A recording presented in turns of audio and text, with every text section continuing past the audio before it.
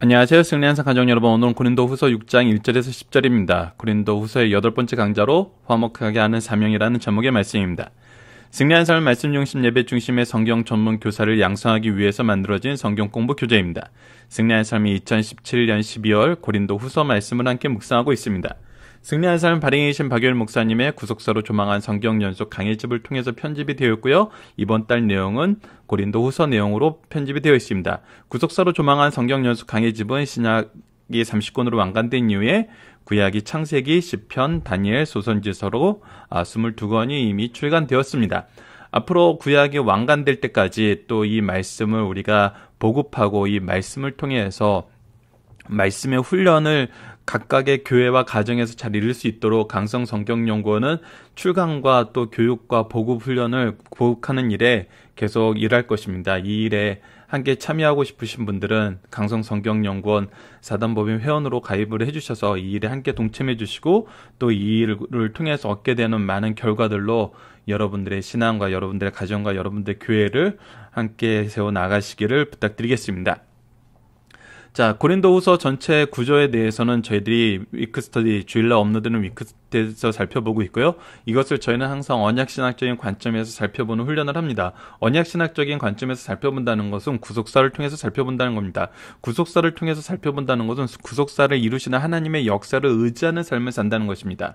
오늘 본문 말씀에서도 이 의지하는 삶의 본질적인 모습이 어떤지, 우리의 현재 삶의 모습이 어떤지를 가르쳐주고 있습니다. 이것을 통해서 우리는 가정과 교회에서 어떨 때 화평케 하심을 경험하는지, 이 경험을 통해 우리는 무엇을 따르는 삶을 사는지 다시 한번 묵상하고 우리가 중심으로, 핵심으로 생각해야 되는 것, 그리고 이 핵심 가운데서 여러 가지 변화를 어떻게 우리가 해석하고 적용하는지를 살펴보는 그런 시간이 되었으면 합니다. 자, 본문 말씀으로 들어가도록 하겠습니다. 화목하게 하는 사명. 우리가 어떤 사명을 가졌냐면 분명히 화목하게 하는 사명을 가졌다는 것입니다. 우리는 누구와 누구를 화목하게 하는 사명을 받았는지 우리가 이미 지난 말씀을 통해서 살펴봤습니다. 예수 그리스도께서 우리를 화목하게 하셨던 것처럼 우리도 화목하게 하는 직분을 받았음도 우리가 말씀을 통해서 확인했습니다. 자, 그래서 우리가 이 사명을 가지고 산다는 것은 어떤 모습인가? 그 구체적인 내용을 오늘 본문 말씀에서는 우리에게 가르쳐주고 있습니다. 우리가 하나님과 함께 일하는 자로서, 자, 우리는 누구와 함께 일하냐면 하나님과 함께 일합니다. 하나님과 함께 누구의 일을 이루죠? 하나님의 일을 이루죠. 너희를 권하노니, 그래서 이 일을 할 때 하나님의 기준, 하나님께서 우리에게 약속하신 거, 하나님께서 우리를 인도하시는 거, 그것을 우리가 알아야 됩니다. 그러니까 우리가 어떤 회사에 들어가서 어떤 직장 생활을 한다는 것은 그 회사에서 가지고 있는 자원과 그 회사에서 가지고 있는 질서와 그 회사가 목표로 하는 것 안에서 일하는 거예요. 이것을 우리는 때로는 목적이 이끄는 삶이라고도 표현을 합니다. 그와 마찬가지로 우리가 일반 세상을 사는 것과 다르게 하나님과 함께하는 삶, 하나님의 일을 하는 삶, 하나님의 영광을 이루는 삶 안에서는 하나님께서 우리를 질서 있게 채우시는 그 모습이 있어요. 그것을 우리는 구속사를 이끄시는 하나님의 방법으로 미리 준비하시고 함께 동행하시고 결과를 책임져 주시는, 그래서 과거의 모든 것을 협력하여 선을 이루게 하시고 현재 모든 것을 공급해 주시면 미래에 확실한 승리를 주시는, 우리가 로마서 8장에 나와 있는 3대 특권에 대해서도 여러 번 얘기했던 바로 그 말씀, 그 내용, 그것이 구속사를 이루시는 하나님의 방법이고 우리에게 주신 약속이라는 것을 우리가 알아야 된다는 겁니다. 그랬을 때 우리가 능력 있게 일하고 흔들림 없이 일하고 반드시 승리하게 된다는 것입니다. 그래서 그 내용을 오늘 말씀에서는 좀 더 구체적으로 우리에게 소개해 주고 있습니다. 그리고 그 말씀으로 우리에게 권하고 있습니다. 너희를 권하노니, 하나님의 은혜를 헛되이 받지 말라. 우리가 하나님의 은혜를 받았다는 것은 하나님의 준비하심 속에 있다는 거예요. 우리에게 하나님의 준비하심 속에서 이미 은혜를 주셨고 이 은혜를 통해서 일하게 하세요. 그것을 우리는 고린도 전서에서 은사와 직분과 사명으로 살펴봤었습니다. 그리고 이것을 지난 위크스터디 시간에서 다시 한번 확인했었죠. 이르시되 내가 은혜를 베풀 때 너에게 듣고 구원의 날에 너를 도왔다 하셨으니 보라, 지금은 은혜 받을 만한 때요, 보라, 지금은 구원의 날이로다. 지금이 두 번 반복되고 있습니다. 이것은 무엇이냐면 지금 우리가 이미 하나님의 준비하심 속에서 하나님의 뜻으로 하나님의 일을 해야 되는 바로 그때라는 것입니다. 그때. 우리의 현재의 삶은 바로 하나님이 이끄시는 그때의 삶이라는 것입니다. 하나님은 우리에게 사명을 주시고 이 사명을 이룰 수 있도록 하시고 이 사명의 대상자들까지 주셨어요. 그것이 우리의 자녀들이고 우리의 제자들입니다. 아직도 복음을 받지 못하는 내 주위에 있는 많은 사람들이에요. 그렇기 때문에 우리의 사명의 때가 아닐 수 있는 시간이 없어요. 우리가 앉으나 서나 자나 일어나나 먹으나 굶으나 모든 것이 주의 일을 위해서 하는 그 삶 속에 우리는 이미 들어와 있다는 것입니다. 하나님의 인도하심 속에, 하나님의 준비하심 속에, 하나님이 함께 역사하심 속에, 하나님이 열매를 주시는 그 삶 속에, 승리하는 삶 속에 우리는 이미 있다는 것입니다.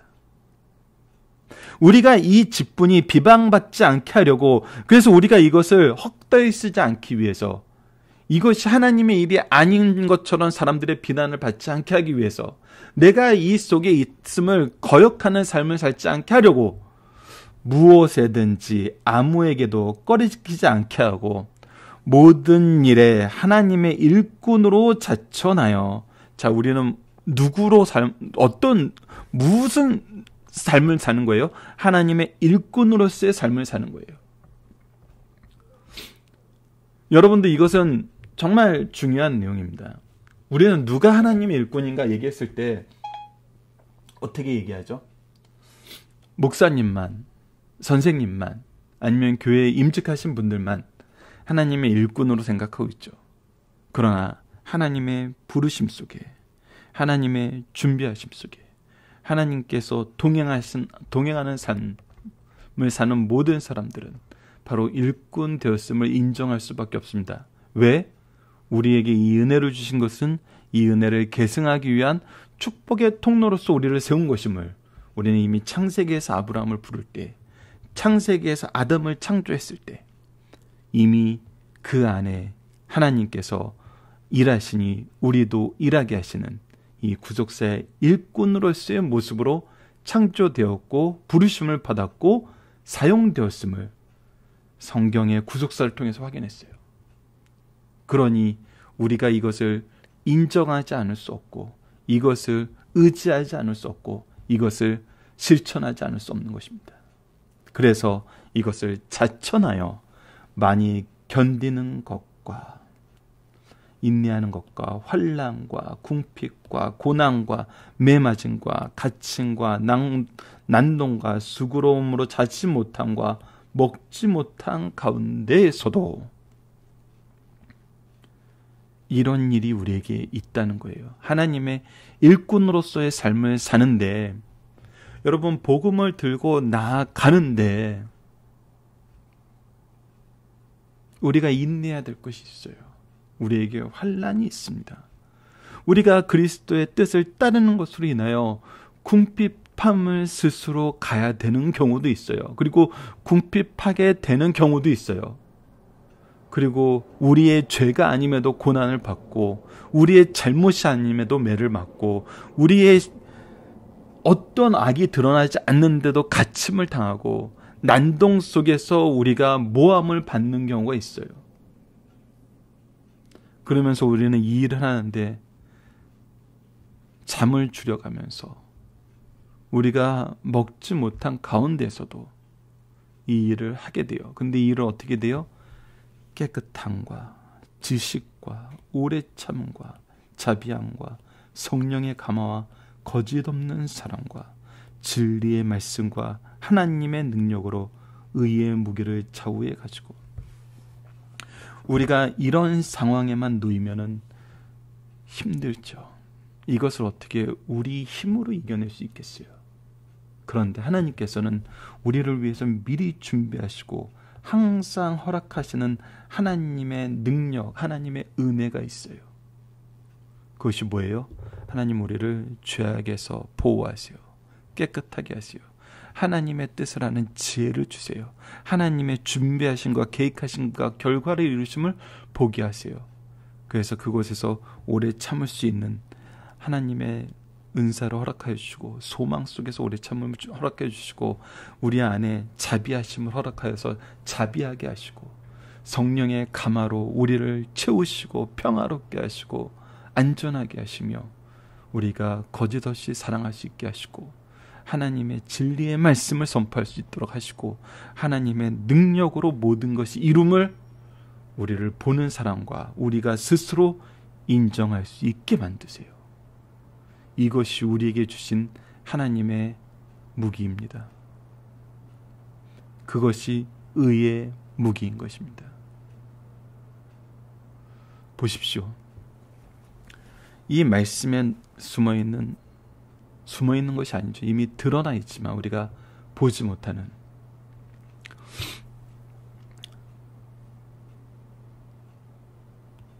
이 위에 나와 있는 내용을 싸워서 이기기 위해서 이것을 주셨나요? 이것을 견뎌 하나님의 일을 계속하기 위해서 이 능력을 주셨나요? 위의 내용과 아래 내용이 대치되지 않아요. 서로가 대적 관계에 있는 것이 아니에요. 6절과 7절 말씀은 우리로 하여금 하나님의 일을 향하여 가게 만드는 것입니다. 4절에서 5절은 이런 우리를 공격하는 것들이에요. 이것을 못하게 하려는 거예요. 그런데 어때요? 우리가 이것을 못하게 하는 자들을 대적함으로 싸우는 내용이 하나도 나오지 않아요. 못하게 만들어요? 오로지 하나님의 뜻을 향하여 나아가도록 만들어요.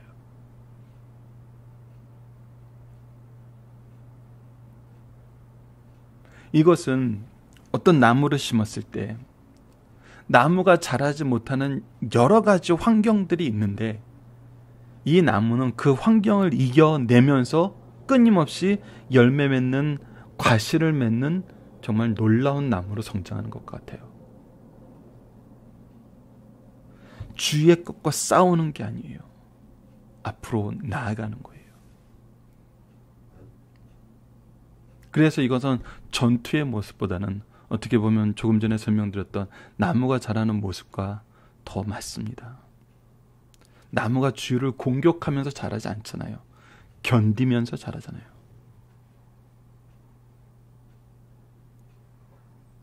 그래서 우리가 살 때 이것이 견디는 삶, 이들과 대적하지 않는 삶임을 보여주는 말씀이 8절에서 9절 말씀에서 나타납니다.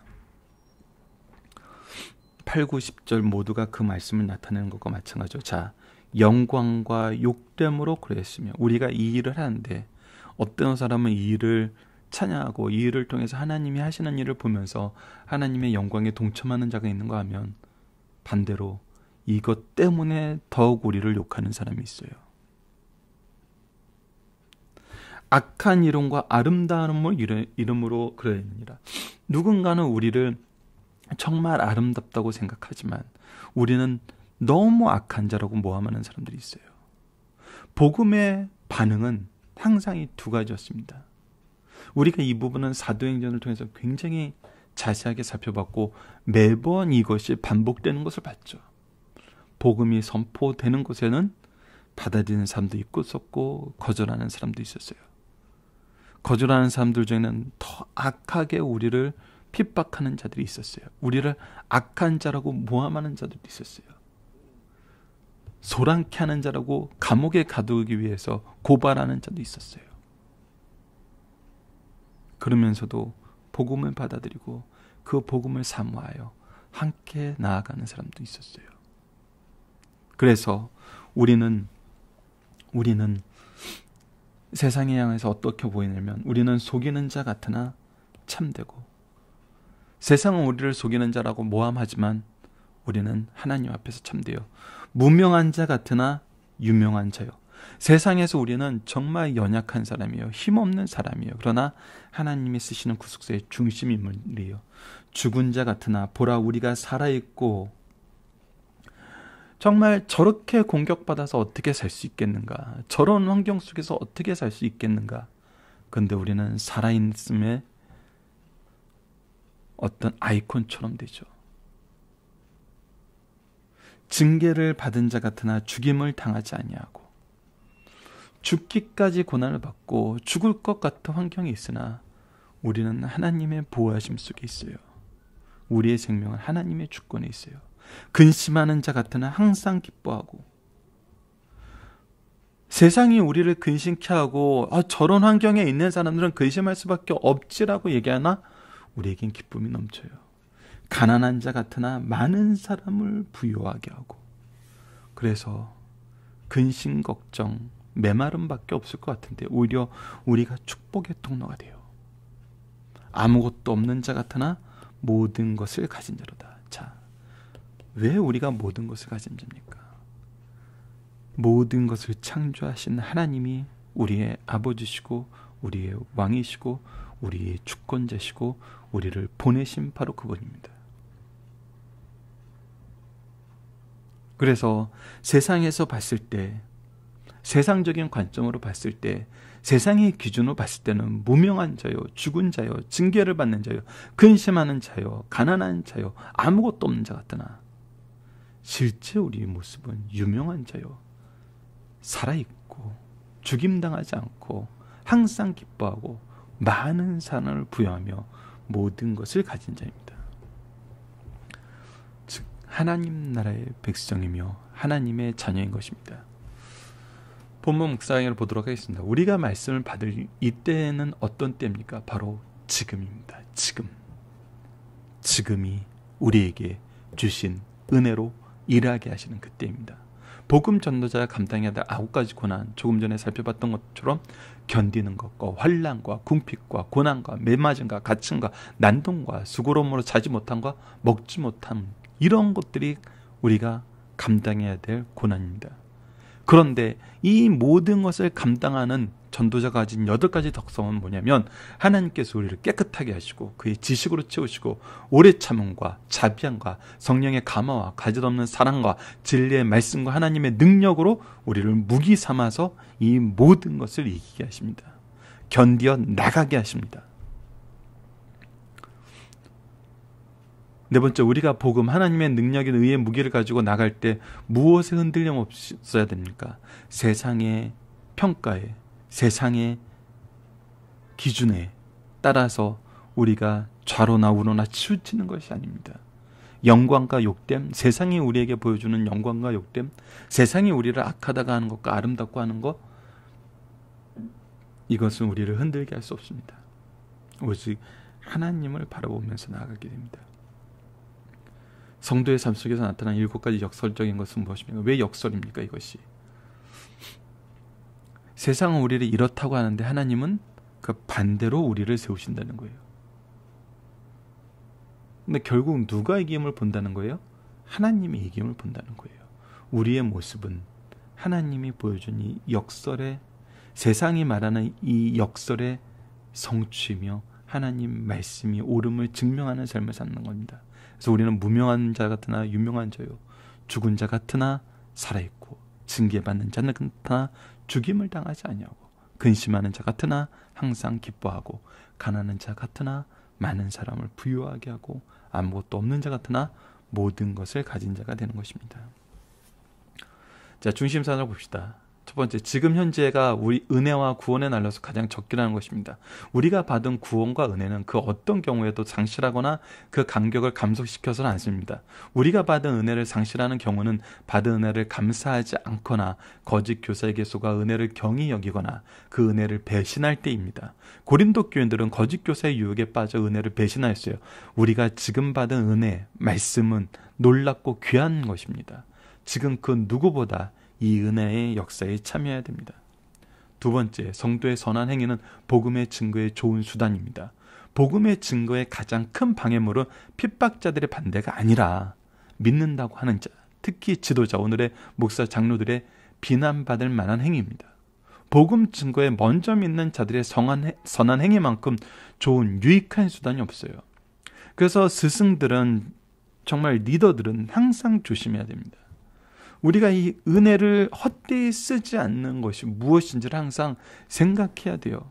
이것을 생각한다는 것은 내가 중심이 되는 것이 아니에요. 내 생각이 중심이 되는 것이 아니에요. 항상 모든 것을 말씀을 기초로 하나님의 뜻에 따라서 우리가 볼 수 있어야 돼요. 특히 무엇에 대해서는, 예배에 대해서는, 말씀 선포에 대해서는. 그러므로 성도들은 자신의 삶 때문에 복음이 방해받지 않고 좋은 효과적인 수단이 될 수 있도록 살아야 함을 가르치는 말씀입니다. 말씀을 선포한 자는 무엇 해야 돼요? 말씀대로 살아야 돼요. 세 번째입니다. 복음의 전도자 성도의 참 모습은 무엇입니까? 복음 전도자는 어떤 고난이 닥쳐도 피하지 않고 받아 감당해야 됩니다. 9가지 고난이 있습니다. 환난, 궁핍, 고난, 매맞음, 가점, 난도, 수고로움, 자지 못함, 먹지 못함. 그리고 덕행을 가진 자로서 하나님이 주신 정신적 자질과 마음을 가지고 하나님의 말씀과 능력을 가져야 됩니다. 8가지 덕성을 우리에게 주셨죠. 그것이 깨끗함, 지식, 오래 참은, 자비와 성령의 감화, 거짓 없는 사랑, 진리의 말씀, 하나님의 능력입니다. 사역의 현장에서는 의의 무기 말씀을 가지고 사람의 영광과 욕됨과 비난의 칭찬에 구애받지 않아야 됩니다. 성도들의 사역의 현장에서는 이런 일이 일어난다는 사실을 미리 가르쳐주고 우리로 하여금 흔들리지 않고 하나님의 뜻대로 살아나가게 하시기 위해서 이 말씀을 허락해 주신 것이에요. 우리로 하여금 미리 알게 하신 거죠. 이것이 하나님의 준비하심이에요. 우리를 위해서 주신 말씀의 의미예요. 그리고 우리는 이 말씀이 어떻게 됨을 확인해요? 성취됨을 확인해요. 이 말씀을 통해서 무엇을 이루어요? 하나님의 덕, 그리스도의 생명, 영혼의 구원을 이룬다는 거예요. 네 번째입니다. 성도의 삶의 과정에서 언제나 7가지 역설적인 일이 일어나고 있어요. 자, 보십시오. 세상은 우리를 이렇게 평가하는데 하나님은 우리를 이렇게 만드세요. 그래서 세상은 자신들의 평가가 틀렸다는 것을 하나님이 우리를 이끄심을 통해서 확인하고 누구를 인정하게 돼요? 하나님을 인정하게 돼요. 하나님을 믿게 돼요. 그래서 결국 우리는 하나님과 함께함으로, 하나님으로 인하여서 이 덕을 세우는 일을 하게 되는 거예요. 그래서 우리가 겸손할 수밖에 없어요. 이를 유학하면 세상에서는 무명하나 하나님 나라에서 유명한 자요. 세상에서는 소멸되는 자 같으나 하나님 나라의 생명을 소유한 자요. 세상에서는 패배한 자 같으나 하나님 나라에서는 영광의 승리자인 겁니다. 그리고 이것이 그래서 이 지상에서 우리가 평생 이렇게 산다가 아니에요. 여러분, 하나님의 통치는 지금 이 세상에서 유효합니다. 하나님은 지금도 이 세상을 다스리고 계세요. 그래서 우리가 이렇다라는 걸 하나님이 증명해 주신다고요. 하나님이. 우리가 증명하는 게 아니라 하나님이 증명해 주세요. 이것을 기억하는 사람, 이것을 믿고 의지하는 사람이 바로 승리한 삶, 구속사의 중심된 일꾼들의 삶을 살 수 있는 것입니다. 살펴보기 정답 여러분들 카페를 통해서 확인해 주시고요. 적용합니다. 복음으로 나아가는 삶 속에서 우리가 반드시 승리하게 되는 이유는 무엇입니까? 예, 하나님이 승리하게 하시거든요. 현장 속에서 우리가 이것을 신뢰하는 이유는 무엇입니까? 예, 알면서도 신뢰하지 못한다. 이것은 우리가 하나님에 대해서 바로 알지 못하는 것이죠. 그러니까 결국은 바로 알지 못하거나 알지 못함이에요. 여러분, 그래서 리더가 이것을 비난할 수가 없어요. 우리 리더의 역할이 비난하는 역할이 아니에요. 심판자의 역할이 아니에요. 바로 알지 못하거나 알지 못하는 거예요. 이건 누구의 책임입니까? 우리의 책임인 것입니다. 우리의 책임. 우리가 가르쳐주지 못하고 우리가 바로 깨닫게 하지 못한 거예요. 우리가 누군가가 이것을 신뢰하지 못하는 것을 봤을 때는 이것을 우리를 향한 부르심으로 받아야 된다는 거예요. 그것이 오늘 본문 말씀을 통해서 우리에게 강건하게 하시는 약속을 주신 이유입니다. 이 일은 우리의 일이에요. 이것을 신뢰하지 못하는 이유는 바로 우리가 우리의 사명을 아직 바르게 감당하지 못했음을 나타내는 거예요. 그래서 우리는 이들을 돌봐야 됩니다. 이들에게 복음을 들고 하나님의 뜻을 전해야 되는 것이죠. 말씀을 기초로 기도하기를 통해서 마치겠습니다. 하나님, 말씀을 통해 우리가 하나님의 일꾼으로 이 삶을 살아나갈 때 겪게 되는 환난과 이것을 이기게 하시는 하나님의 능력을 보게 하시고 그 안에서 일어나는 상황들을 알게 하심으로 믿음으로 굳게 서 끝까지 하나님과 동행하게 하심을 감사합니다. 무엇보다 우리가 축복의 통로로 하나님의 은혜와 사랑을 나타내게 하시고 그 결과를 주권적으로 이루셔서 우리로 증인되게 하시고 열매 맺게 하심을 선포하여 주시니 감사합니다. 우리가 확실한 미래의 승리를 바로 믿어 담대하게 나아가게 하게 하여 주옵소서. 예수님 이름으로 기도드립니다. 아멘.